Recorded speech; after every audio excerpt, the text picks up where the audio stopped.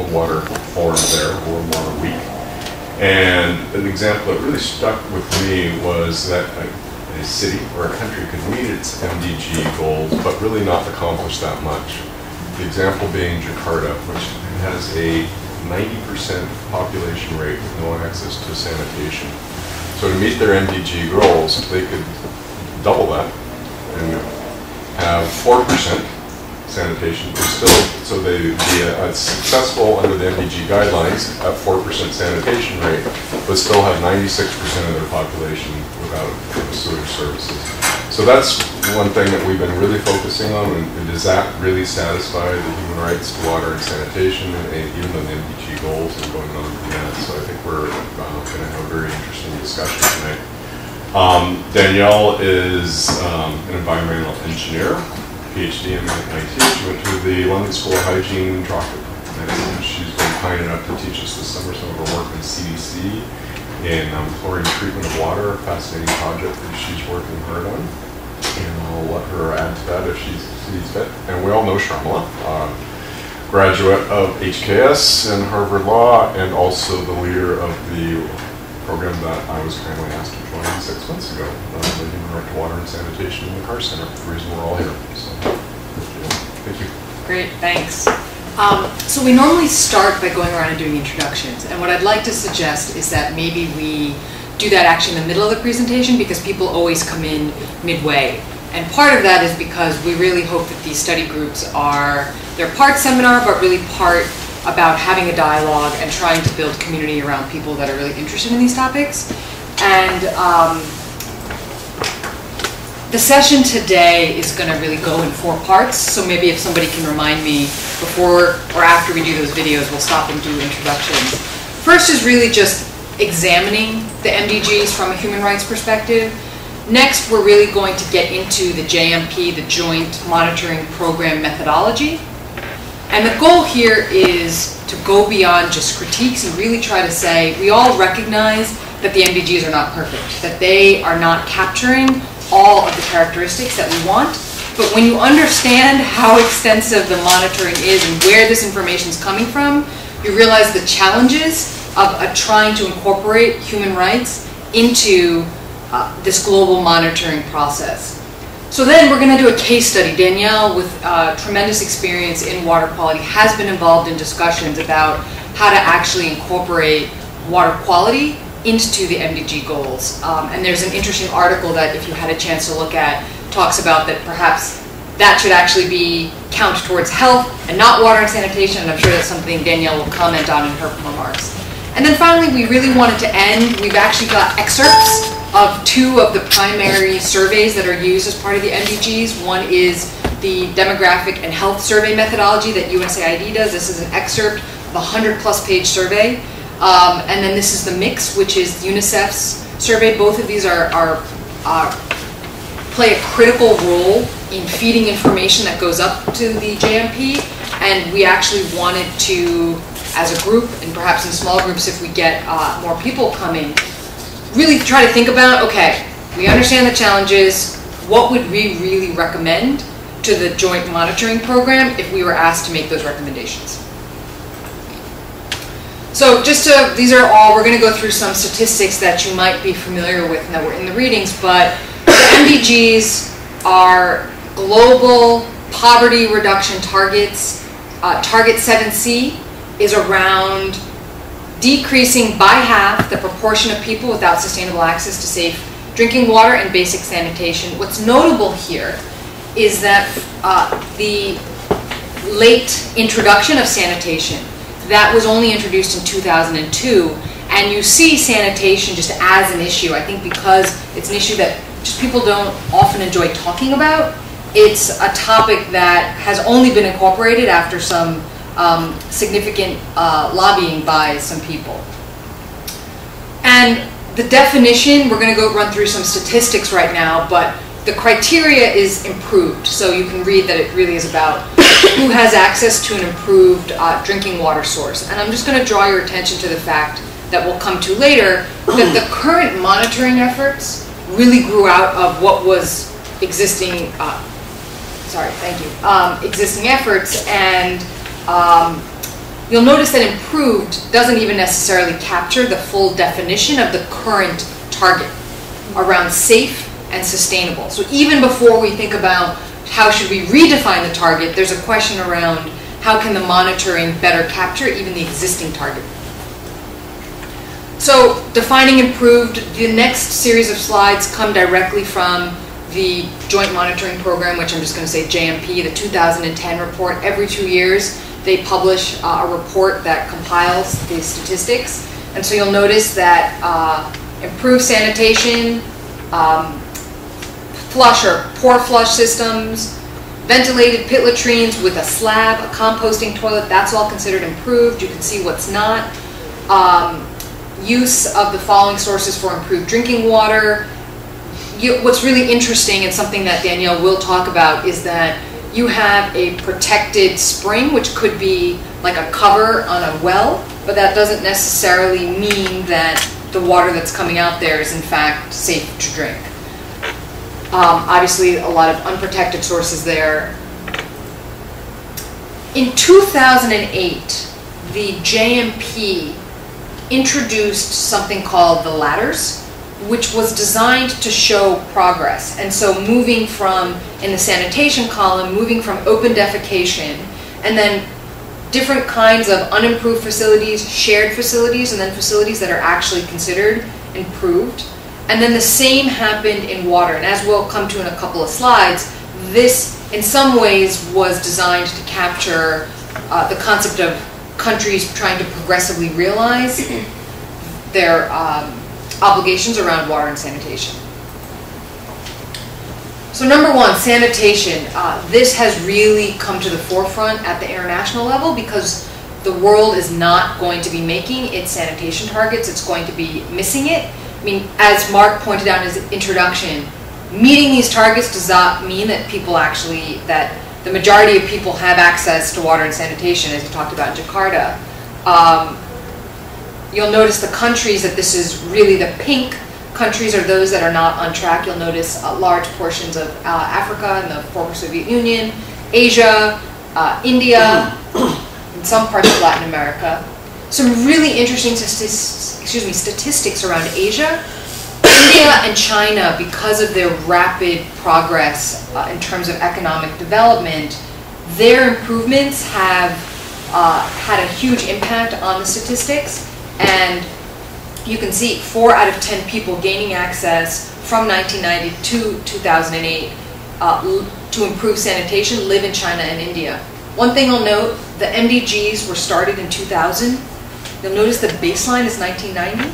And as we'll come to, it's because UNICEF and WHO had already been collecting data. And so that was why they were able to actually have a baseline that extended before 2000. Really interesting. So 2.6 billion people don't have access to improved sanitation. 72% of them live in Asia. I mean, this is really just sort of shocking statistics. And I don't know if I included this, but something like half of all of the people who defecate in the open live in India. Yeah. And I mean, these are just kind of shocking statistics when you think about where in the world this is concentrated. Water, on the other hand, so if we turn to some statistics around water, there have been remarkable improvements in access to water. We are actually set to reach our MDG targets. Sub-Saharan Africa, and mostly Africa is where even northern parts are where we're not on track. And I think it's interesting when you look at kind of from a geographic standpoint, the fact that Asia is really where sanitation crisis really is, and Africa is really where the water crisis is. And so 37% of those who still use unimproved sources live in sub-Saharan Africa. So this is something that we all recognize, that the current definition of improved does not adequately capture all of the qualities that you would want to capture if you're a policymaker, nor does it capture the content of the human rights to water and sanitation. And the kind of lingua franca now around what that content is really comes from the Special Rapporteur on the Human Rights to Water and Sanitation, who has issued a report known as Good Practices, where she divided up the content into 5 criteria: available, accessible, acceptable, affordable, and then quality. And then non-discrimination is a factor that she classifies as a cross-cutting factor, along with accountability, sustainability, impact, and participation. But from the standpoint of where the international community is really focused in terms of criteria that you'd want to monitor, it's really these 6 criteria. So we decided, in thinking about how we wanted to have this conversation, was once again not spend a lot of time trying to critique the current MDGs, but rather point out that people recognize that there are problems. And in fact, in Berlin this past May, there was a meeting that was called the First Consultation on the post-2015 monitoring of water and sanitation. That was that title comes from a report that I found on the that's available on the web. But it's really the WHO and UNICEF and other actors coming together to grapple with what do we do post 2015 when the MDGs are going to be essentially new targets will be set. And they already identified 9 problems with the existing definitions. And so you can see them there, ranging from drinking water quality, the amount of whether the fact that you have access to an approved source doesn't actually mean that that's an adequate amount of water, that you're meeting your basic needs. It doesn't say anything about how far you're traveling. Are you spending half the day walking to that improved source, the amount of time that's spent doing that, and how long, the number of hours that that improved source is actually available and accessible to you. Obviously, huge concerns for certain populations like the disabled, for women in particular, going to, if there's a sanitation facility, but if it's in a dark field and it's not lit and there's concerns about rape or abuse, that's not really going to be acceptable access for them. Maintaining that infrastructure, and questions around safe disposal of excreta, and then of course affordability. And these are all real questions that, as I said, the people that are right now thinking about what do we do in 2015 and beyond have identified these already. And what's interesting is we're going to come in a couple of slides to the fact that they're actually looking to the human rights community for some answers.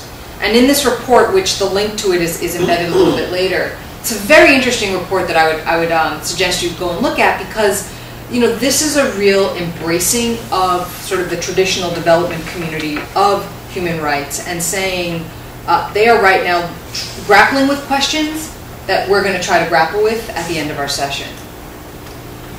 This next slide is an excerpt of something that I thought was interesting, because it's a different perspective of, we're often thinking about human rights critiquing the MDGs from the standpoint of they're not capturing enough.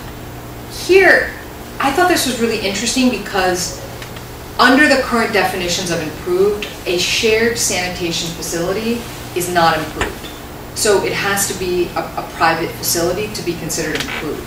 But the Special Rapporteur in her report, that was one of the suggested readings, notes that it's actually possible to have a shared facility, that if it's clean, if it's acceptable to people, if it's maybe only used by you and your neighbors, that it's actually possible for that to meet the human rights criteria. So I thought this was kind of an interesting, different perspective that I wanted to point out. The other thing that she points out in her report is really this concept of progressive realization, which is a legal concept that comes from the International Covenant on Economic and Social and Cultural Rights, which talks about states having to use maximum available resources to progressively realize the rights to water and sanitation. And what's important about this is it's not that states need to realize the human rights to water and sanitation overnight. It's that they need to be using their resources in a way that they're progressively marching towards that progress. And what's very interesting is about the alignment of incentives. So let me give you 2 quick examples. we had the chance to hear the special rapporteur speak. And she's going around to countries, and she's talking with officials. And the countries are saying, we're MDG heroes. We're meeting our targets, we're exceeding our targets, we're MDG heroes. And these are her words. And then she'll go out and she'll meet with people, and she's often meeting then with certain marginalized communities or historically discriminated against communities, and finding out that these communities are sort of consistently left out and are really not part of the improved. And so it's a question around the MDGs are really a source of a huge kind of political capital at the international level, and trying to align meeting the MDG targets with actually trying to not just meet the targets, but really think about how you're meeting those targets. The second example actually comes from a project that Daniele works on, and you can expand on in a minute, but I thought it was very interesting in learning about chlorine and understanding that in certain parts of the world, so this is not everywhere, but in certain parts of the world, chlorine is a very effective way of treating water. And the target population is often infants, 3 and under, I believe, right? And that there's evidence, there are willingness to pay studies that suggest that people are willing to pay for water, but they're not really willing to pay for clean water. And if you think about sort of all of the movement around market-based approaches, here the target audience, the target market, are children and babies. And so here but yet the cost of actually scaling up chlorine in these countries like Kenya is not that much. And so this would be, I think, a really good example of how human rights might help to better align policies at both the national and international level. I think the latter concept that was introduced in 2008 is a step in the right direction, but clearly more thinking needs to be done, and we're going to be contributing to that later. So, talking about the challenges once again, just pointing out, as I mentioned earlier, that the existing definition of improved doesn't even capture the current goal because it doesn't focus on sustainable or safe. There's real questions around what should the post-2015 targets be. So from a human rights perspective, you would want to be aiming for universal access to these services, not just decreasing by half. And in a place like Jakarta, like Mark pointed out, I mean, that's going to be a tremendous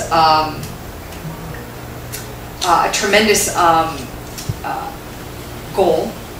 And then really questions around, so we understand this, we all recognize the problems, now what do we do about it?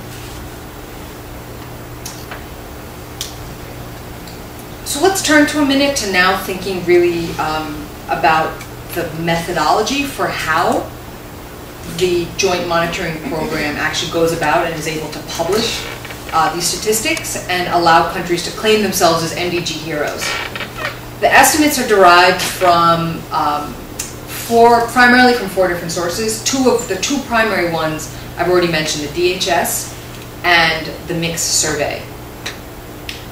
So various countries have national census offices, and those countries are usually working in conjunction with UNICEF and USAID to actually conduct the surveys. They may be conducting their own follow-up surveys.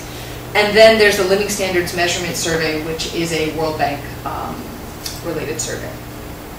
So a little bit about, we're going to actually, before we watch these 2 videos, we're going to take a break and actually do introductions. And then we're going to watch 2 brief videos on the Mix survey. This one is about 10 minutes long, and it provides a really, really good, quick overview of what it actually takes to actually collect this information. And then we're going to watch about 3 minutes of a USAID one that will talk about the DHS. And then afterwards, Daniele will go. So with that, let's take a break. One of the things I want to talk about is I'm on a committee with World Health to talk about a very small piece of this, and that question is, how do we put water quality into the Mix and DHS surveys? To change this question of, right now we're looking at food sources, how do we see if those substances are actually safe? So we know the target. In the absence of information right now, the indicator for 7C is this reported use of improved water sources, and I think everyone wants better data. There's no question that this is an acceptable indicator. It's a better indicator than we had in 2000.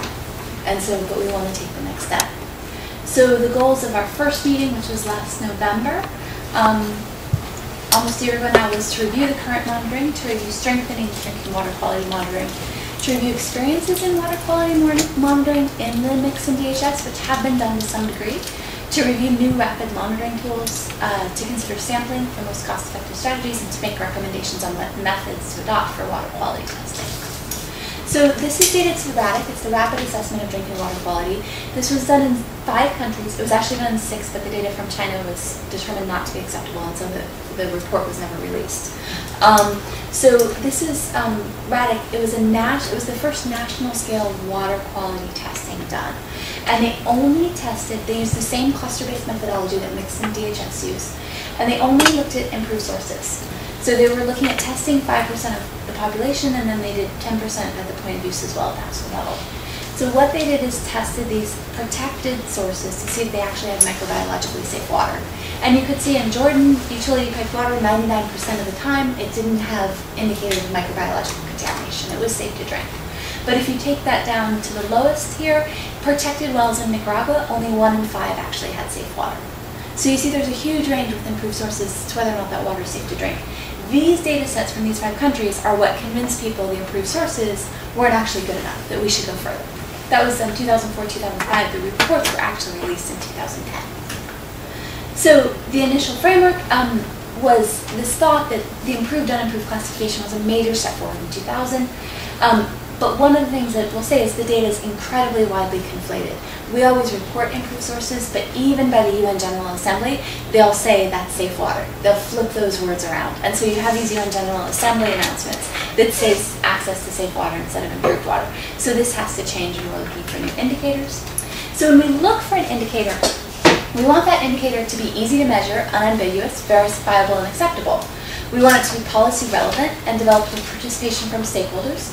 And it ideally, even though this isn't actually possible in water quality, should reach back to 1990 when monitoring started so that we can have baseline and compare. Now, in terms of water quality, there's been some experience in the mix and DHS in putting in water quality parameters. In 2004, the enumerators who saw the video actually tested arsenic at the household level in Bangladesh. So like they were testing iodine and salt, they tested arsenic in water. In 2000, the Peru DHS, because of the cholera epidemic, measured free residual chlorine, a similar test. In 2011, there's a continuous DHS now in Peru, which is looking at a hydrogen sulfide most probable number assay for microbiological quality.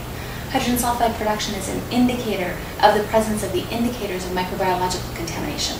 So essentially, we say there's organisms that cause disease. Those are associated with drinking water, with other things that we test for. So they're indicator organisms, and H2S is an indicator of those. So it's 2 steps away from the actual organisms. Testing the organisms is too difficult. Now, one of the things, and this is where it does get, actually there's some hopeful news, actually a lot of the mix and DHS now take blood samples for HIV and malaria. So the enumerators are actually trained to collect blood samples, which is pretty crazy. So we think there is potential hope for adding something in on Watsan.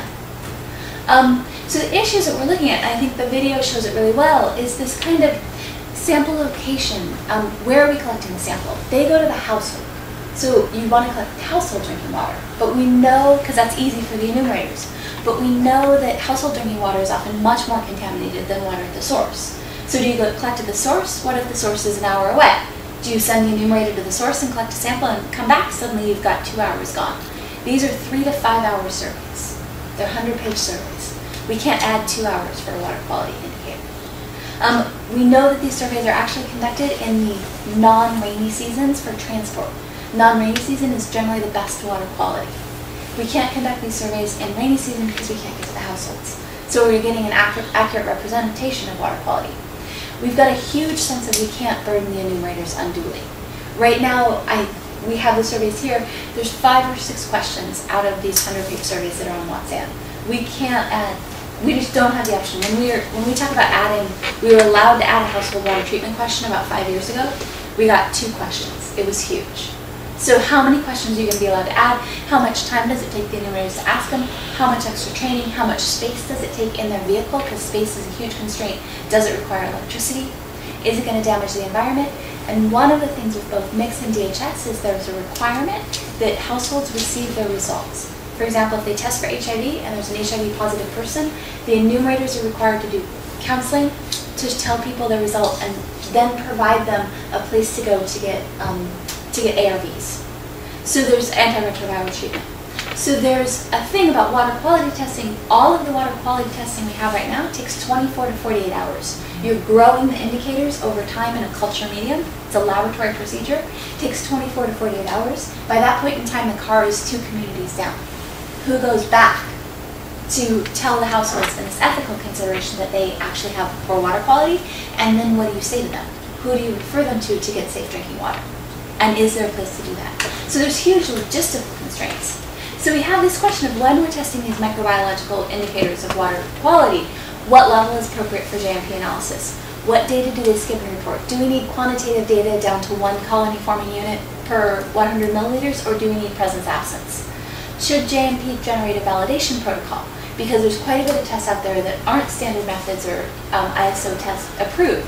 And so if we're using methods that aren't internationally approved, how does JMP validate that? What criteria are needed, and do we have a quality control protocol, which we clearly should, which requires backup laboratories to confirm the results are accurate. So the consensus when we had this meeting was that we should measure E. coli, not hydrogen sulfide production bacteria. E. coli is actually, the E. coli that's tested is not the E. coli that causes disease in humans, but it's an easier E. coli to test, so it's an indicator that there's presence of bacteria in the water. We should also test arsenic, especially in countries where we know there's arsenic, and fluoride, which causes the fluoridosis and the skeleton disfigurements. Those are probably the biggest 3 water quality concerns. Simply because we can't go to the sources, we said we should measure the point of use and potentially supplement a percentage of the households at the source, and accept how shocking the results will be. I think right now we're saying 884 million people don't have access to an approved source. If we change that to safe drinking water, as measured by microbiological indicators, we're probably looking at 3 billion. We're changing the number incredibly. So suddenly we're putting governments who've been reaching this indicator and stretching to reach that indicator, we're setting the whole metric way back. And then this question of, do we collect quantitative data, or do we collect presence-absence data? And how quantitative data is a lot more difficult to use. And there's this question of how much data do we need when we report it at the mix level? Do we need to say there's bacteria present or not? Do we want to say there's 32.2 colony forming units? Or do we want to say perhaps this risk level, which is, there's less than 1, there's between 1 and 100, or 10 and 100, which is this medium risk, and there's greater than 100, which is lots of risk. And so there's different ways we test. And so one of the ways we present microbiological data is like this. So essentially the blue bars are untreated water. So you see that a very small percent of the households in this particular program, only 8 of, I think there's, I'm going to add here, 58. So 8 of 58 samples that were taken had water that had less than 1 E. coli, which meets the World Health Organization standard for drinking water quality before the water was treated. And then there were a bunch in the 1 to 10, which is not so contaminated, a lot in the 11 to 100, which is kind of medium risk, and then 9 in this high risk, and then 5 in this very high risk range, which is the greater than 1,000. But then when they treated water with aquatabs, you see the majority of the population went to this less than 1. So this is a nice way to present data that's these risk levels, these risk ratios, that isn't, you don't need ultra quantification, but you get some nice data sets even with some small differentiations. So right now there's kind of 3 accepted methods which we measure microbiological indicators in water. The first of these is presence-absence, which is at the top. You just 100 mils of water into a media, does it change color? Yes, you have bacteria if it changes color. No, you don't if it doesn't. We do what's called most probable number, which is a statistical analysis based on multiple presence-absence tests. This particular test, which is the second, and the one in the middle there, has 96 wells of different volumes, and depending on how many of each of the volumes turn positive, you have a statistical chart that tells you the quantification. And the bottom is actually the laboratory standard. This is membrane filtration. You filter water through a filter. You filter 100 mils through a small filter. You put it in a petri dish with the media, and then you count colonies as they grow. Clearly, as you move down to better and better quantification, it gets harder and harder to do. And so we report data either as presence-absence in these risk levels or as quantitative results. And really, this is what these kind of enzymatic reaction tests are what we're going to have in the next 5 years. It's not going to get any better. And the first one, can that be done on site, or does that still take time? It still takes, they all take 24 to 48 hours. So they can, there's an ease, but none of them will actually speed up the time. If you could break down their usage in the field right now, what would you say the percentages on each of these testing types? Oh, interesting. It would depend on who you're talking to. Oh, Governments okay. and water, like NGOs will do different things than governments will do. I mean, if you're in a high quality laboratory, they're using membrane filtration. Sure. But if you're in kind of a lot of research projects, you're using the most probable number right now because it's easy to transport. But presence absence is the simplest. So if you're going out quick to see if there's contamination, you use that. So I think it's, I mean, I would actually say it's more based on, it's not based on what percent is using what, but who's doing the testing. The majority of government national laboratories will be doing membrane filtration. Whether or not they're doing it correctly is a whole different ballgame. Sure. What about costs for the three? They're all about $5 a piece, roughly. Some of them require more investment in upfront equipment. None of that investment is more than $10,000 for upfront equipment. $10,000 means nothing to mix or DHS. So they're like, that's nothing. So then you save about $5 a test. Yeah. So there's a couple emerging tests that are coming to kind of fill this niche. And these are tests where they actually are most probable number tests, but they're actually set so that you can tell they're below 10, they're between 10 and 100, or they're greater than 100. That's their entire level of which they can be quantified. For example, this one in the middle, the the one in the middle, the IDEX tray with 96 wells, that will actually quantify between 0 and 2419 colony forming units per 100 mils. So it's incredibly, because there's so many wells, it's incredibly good quantity of data. Now, these will simply look at, are they less than 10, are they 10 to 100, are they greater than 100? There's two of them. They're very easy. One of them is on the top here. It's just this little bottle with a white cap. You put 100 mils in, you put it in the incubator, which is next to it. So you have a bottle and the incubator, which is about that big per test, right? So you've got a size issue going on there, and that will report in those risk levels. And then the bottom one is actually a bag. It's just a flat bag you fill, and it goes into, the bag is segmented into different volumes, and then you count how many turn out positive of the different volumes, and it goes to these risk levels. So these are new tests, but they're not proven actually. They're not verified against anything. They're not approved by standard methods or ISO. So in some ways, when we look at these tests, the tests that really we think actually we would want to put into DHS and mix that meet the criteria, they're blue, which means they're a World Health Organization indicator. They're reported these risk levels. You can vary the temperature so that incubation isn't as important.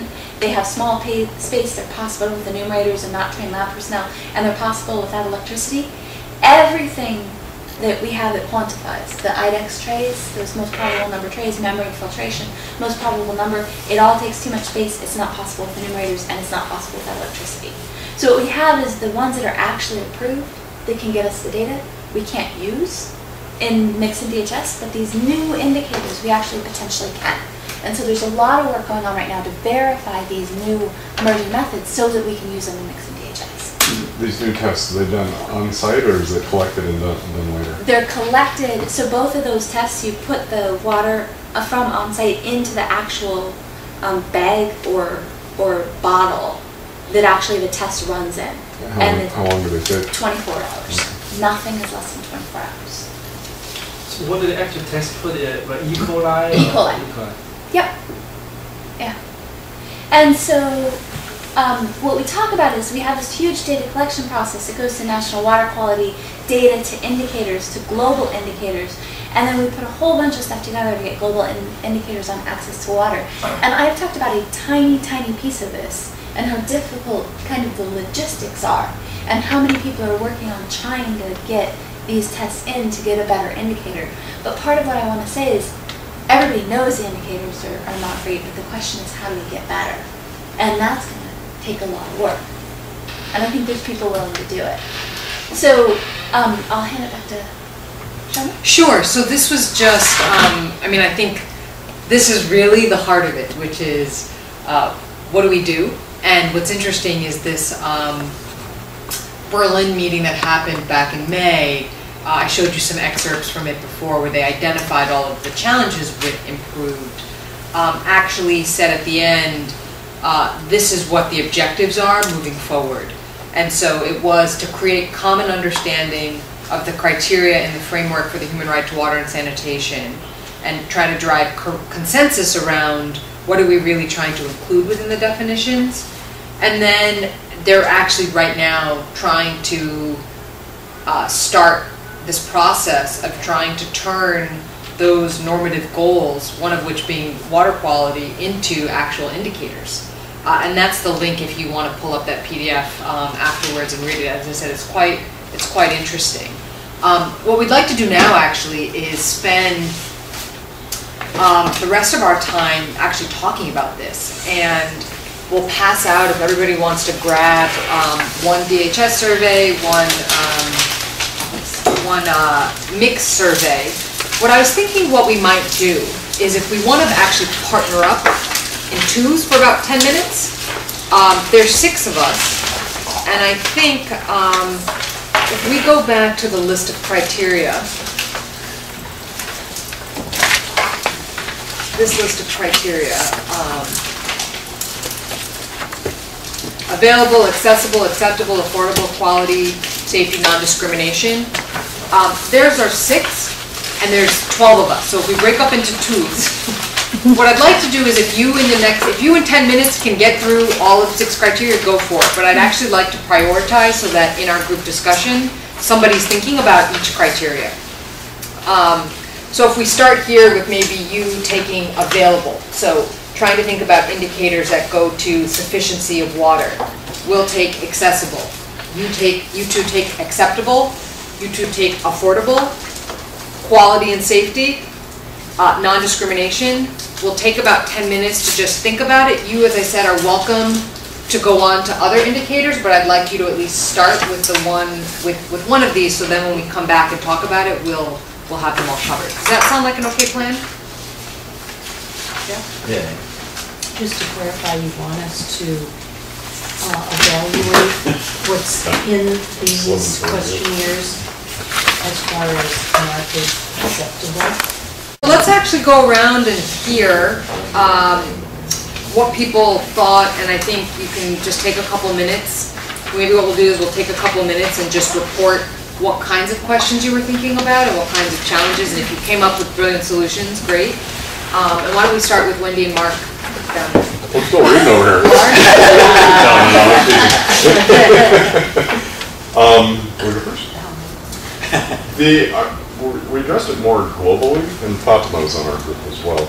And it appears, and one thing that we don't understand, we need some clarification, is it says how many women completed the women's survey, which is H. So a lot of our issues that we're addressing may be addressed in a separate survey. We don't know. I don't think there's any Watson questions in the women and children survey. It's mostly about, so that's a good point though, is that DHS has a household survey and then a separate men's survey and a separate women's survey, and that it's mostly around health questions, abuse questions, HIV/AIDS, relationships, things like that. Okay, and another point of clarification, is everyone in the household being surveyed? Generally, no. Okay. The head of household, I think the ideal is the female head of household. Okay, well, that was our question, because if I'll do water and Wendy will do sanitation where they don't overlap, but if you're dealing only with the head of household and that is a male, then a lot of the issues as far as non-discrimination would not be addressed. For example, as we all know, mostly females are saddled with the burden of gathering water. So if you're addressing these questions to the head of household as the male, who really is, or safely presumed, and might be oblivious to a lot of the issues being presented. And we were talking about safety in collecting water, how much of a burden is that on water in collection. What I learned in Haiti is if there's engines involved, men will readily get involved, so they can throw it on a moped or a pickup truck and they'll be in charge of getting water, but anything beyond that, it falls back to the women. So assuming there's no engines involved, it is primarily a female-dominated task. and asking the man about what the task involves is probably not the best source of information. Well, only to say that, I mean, I didn't find the tone of the questionnaire to be, I found it to be a little bit more technical. And so it was more like the discrimination was perhaps in what was omitted from the questionnaire. And that, you know, if the end goal is to take this information and kind of devise solutions that will work, you know, do you want to ask just one other question or two other questions, like not just how long does it take to go there, but, you know, like what, not like are there any dangers on the way there and back, but something that gets at, it's not just about how far it is, it's about what type of journey that is. Is that a journey you do by yourself? Is that a journey that's done in a group? Is that, you know, a journey that's safer for some people and not for others? And then, you know, Mark made an interesting point about, in thinking about solutions that are sort of culturally appropriate, I think a good question would be, you know, what do you enjoy about water collection, for example? Because he was bringing up how for a lot of women, or something you had read, that... We heard about one of the lectures where women actually wouldn't use the standpipe that was more convenient because they liked the social aspect of collecting water. And that came a bit of a shock to those who put the standpipe in it and went unused it, and we went back to their traditional source because that was a communal point that they missed once that easier access to water was available. And then the only final point was sort of about, you know, thinking a little bit, so not just about women, but also about the disabled.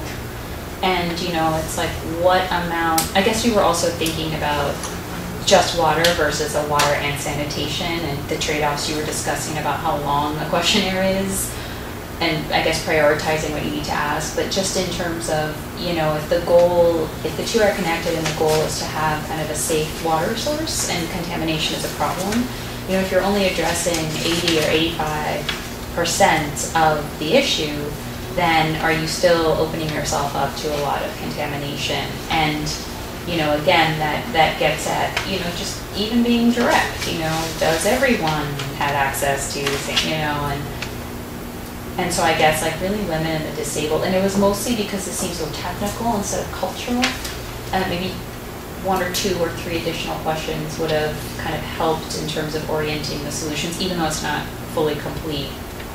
So. You raise a really interesting point about the technical versus cultural, and a big point of these surveys is you can cross the data across, we were talking about this when we were talking, is essentially, could you ask a question like, do you feel like your walk to water is burdensome? Well, if you asked that in an American and the walk to water was 5 minutes, they'd say it was terrible. If you asked that in a Asian, they'd say it was great. That's utterly non-comparable data. Yeah. So how do you ask get at some of these perception questions which are culture-based? And I think you're exactly right. These are very technical because they're trying to be objective. They're trying to be objective. One question too that in hearing how you responded to non-discrimination was interesting, because I think of non-discrimination even in terms of they're collecting all this data across the community, but at the national level, there is a question around who's getting access to improved sources. And I actually don't know, I presume the national surveys would report based on breaking down by certain demographics, but at the same time that can also be really tricky because, for example, in a place like India, where you're not overtly, and by the books there's no caste system, but as a matter of practice, there's a caste system. And so it's like, how do you even develop indicators and address those things in a way that leads to positive policy without unnecessarily kind of raising divisions between people? So we'll just keep going down. Do you want to add anything, Pat? Yeah, I just want to add this, but there is some little male and female and just the kids, and according to our country, discrimination between boy and girl in our country. In our country, women use special equipment like the use of basket, but boy never use this one. So there is some who has this one to girls go to the water, not the boy. Because I see just a male who's head of household, and doing this one special equipment when they use this one. I think one of the readings it said though was a 24% male though that went and fetched the water, which is minority true, but it was higher than I thought it was actually. I think it depends on culture. I think the two divisions I've seen are the motorized, non-motorized one, but I've also seen in more religious communities where women are expected to stay in the home, men collect water. So for example, in places I've been in very conservative societies, women don't leave the home, men collect the water 100% of the time. So I think you'll see like in Africa, I think it's 90% it's women and girls, but then in other countries it's 90% men, so maybe it balances out to 24. And I also agree with the mention that if people go physically by the water, we usually doing go, if they go by vehicle or some of the men goes for the water. Yeah. Sometimes this happens. Great. So we'll move along just to try to get everybody out of here on time. Okay, so we were talking about the water quality issue, and we brought up a number of issues. One was one of the questions asks, do you do anything to make the water safer to drink, and what do you do? And we thought those were good questions, but then it might miss some of the other subtleties. Like, if they use bleach, do they always use bleach? Do they only use bleach when it's water for the infant, but not for themselves? And if they do some of these practices, why do they do them? Was it because of some government public health campaign, or is it just a cultural practice? I think it's interesting to know why people do what they do, and then you can make it easier to design policies if you know those sorts of things.